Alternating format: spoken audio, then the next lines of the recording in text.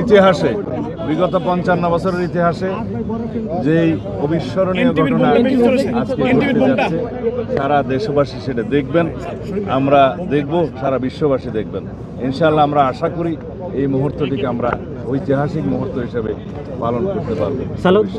মানুষের মধ্যে যে আশার সঞ্চার হয়েছে, কি ধরনের আশার সঞ্চার হয়েছে এবং তিনি আসলে কি পরিবর্তন আসবে? আমরা দীর্ঘ ১৬-১৭ বছর অবিরাম সংগ্রাম করেছি, আন্দোলন করেছি গণতন্ত্রের জন্য, ভোটাধিকার ফিরে পাওয়ার জন্য।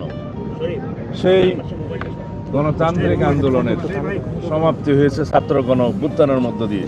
ফ্যাসিবাদের পতন হয়েছে, ফ্যাসিস্ট পালিয়েছে, অবরুদ্ধ গণতন্ত্র অবমুক্ত হয়েছে। আমরা সেই রকম একটি আবহে আজকে একত্রিত হব। বাংলাদেশের এই মুহূর্তটি অবশ্যই অবিস্মরণীয়। বিশ্বের যারা গণতান্ত্রিক বিশ্ব, যারা গণতন্ত্রের জন্য লড়াই সংগ্রাম করেছে, তাদের জন্য এটা একটি উপমা হবে।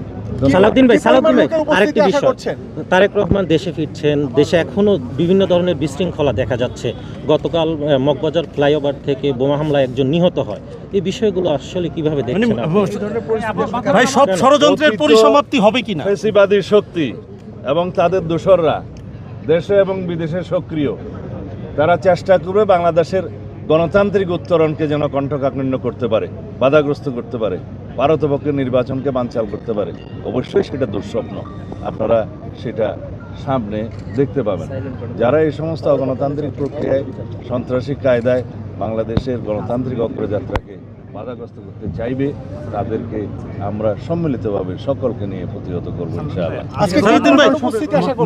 আমি এখন যাই, মানুষের যে আশার সঞ্চার হয়েছে তা পূরণ হবে কিনা? অবশ্যই ইনশাআল্লাহ। আমরা দেশবাসীর কাছে সহযোগিতা কামনা করি। গণতান্ত্রিক উত্তরণের পরে বাংলাদেশের সত্যিকারভাবে বৈষম্যহীন এবং একটি গণতান্ত্রিক শক্তিশালী রাষ্ট্র বিনির্মাণ, সুশাসনের রাষ্ট্র প্রতিষ্ঠা করার জন্য সকলের সহযোগিতা চাই।